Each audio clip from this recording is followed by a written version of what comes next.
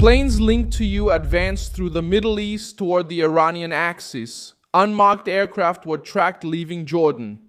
Unknown drones have reappeared over sensitive Iranian areas. And the death of the 14 members of the Islamic Revolutionary Guard is now being analyzed more deeply. The case was already reported in a previous video as an explosion inside Iran. But this Tuesday, May 5th, 2026, the event takes on a different significance. Instead of just addressing the official version from Tehran, which mentions unexploded ammunition, the news now turns its attention to the suspicion of sabotage. And that's when the movement of low-profile aircraft, drones over sensitive areas, and internal explosions start to create a more dangerous picture for the Iranian regime. I'll tell you all about this in a moment, but right now you'll want to be subscribed to the channel to stay well informed with real-time information and the best journalistic quality you've ever seen. With the standard of credibility Milson Alves, the main point is simple. Two LM-100J cargo planes, the civilian version of the Super Hercules family, appeared in flight tracking in the Jordan region. One of them was heading east, towards Kuwait, Saudi Arabia, Iraq, or on a route closer to Iran. The other was heading west after also taking off from Jordan. This type of aircraft can transport personnel, equipment, communication systems, and sensitive material. There is no official confirmation about what was on board, but the covert movement, without clear markings and during a crisis with Tehran, raised alarms in military news coverage. The company Palace Aviation was already mentioned in January 2026 for operating an LM-100J linked to services for the CIA on a flight to Caracas, which helps explain why this type of aircraft draws so much attention when it appears in crisis zones. The possibility arose that the explosion which killed 14 members of the Revolutionary Guard is connected to a secret war against Iran's military structure. The Islamic Revolutionary Guard acts as the regime's hardline arm. It controls armed networks, operates drones, missiles, fast boats, and supports Tehran's allied groups on various fronts in the Middle East. According to reports based on the version from the Iranian state agency IRNA, all 14 died in Zanjan province during an operation involving unexploded ammunition. But this explanation comes precisely at a time of high pressure against the regime. The sabotage hypothesis is gaining strength because Iran has already been hit many times by covert operations. In Natanz, one of the most sensitive areas of Iran's nuclear program, the regime suffered blackouts, explosions, and damage to uranium enrichment structures. In April 2021, Tehran accused Israel of sabotaging the nuclear facility and promised revenge. Reuters described the episode as another chapter in a long covert war against Iran's nuclear program. This is a pattern that frightens Tehran. It's not an announced battle, it's not an invasion across the border, it's an internal strike that looks like a malfunction, fire, blackout, or explosion. Before that, Stuxnet had already shown the world that Iran could be attacked from within without a single soldier crossing the border. The virus hit systems connected to the Iranian nuclear program and became a symbol of modern sabotage.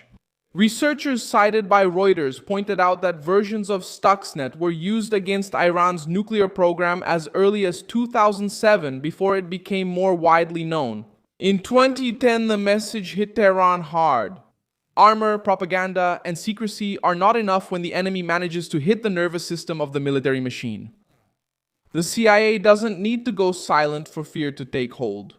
The agency's history shows that intelligence operations are usually revealed only years later, when documents, leaks, or testimonies emerge. In the present, what appears is almost always just the trace. Discrete aircraft, abnormal repeated movements, sensitive targets damaged, and official accounts trying to shut the story down too quickly. Iran's own history proves that this distrust is old. In 1953, declassified documents showed that the CIA planned and helped execute the overthrow of Prime Minister Mohammad Mossadegh. The operation was political, clandestine, and decisive in changing the course of Iran during that period. Decades later, this episode still resonates. It weighs on the regime's memory because it shows that Washington has already used intelligence to directly interfere in the Iranian arena. The difference now is that the pressure doesn't come only from within politics. It comes by sea, by air, through drones, through intelligence, and through explosions in areas linked to the Revolutionary Guard. In other hostile nations, the CIA has also been linked to covert actions against regimes considered enemies of the United States. In Cuba, Operation Mongoose was organized after the failure of the Bay of Pigs and aimed to weaken Fidel Castro's regime through clandestine actions, propaganda, political pressure, and sabotage plans. The State Department records that the operation was conducted by the CIA and the Department of Defense under the direction of Edward Lansdale. This historical example shows that Washington has already used covert operations to undermine regimes aligned with the CIA. When the target involves terrorism, the pattern becomes even more straightforward. In 2011, the operation that killed Osama bin Laden was the result of years of intelligence gathering led by the CIA, with support from other areas of the American government. The CIA itself states that the success of the mission came from complex operations and analyses conducted over the years. The message to any hostile structure is clear. When Washington decides to locate a target, the public phase is usually just the end of a much longer, quieter job. In 2022, Ayman al-Zawahiri, leader of Al-Qaeda, was also killed in Kabul in an American operation attributed to the CIA by international media outlets. He was the successor to Osama bin Laden and one of the most important figures in global terrorism.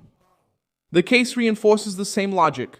American intelligence is able to operate even in a hostile environment, track high-value targets, and act without turning the operation into an open war against an entire nation.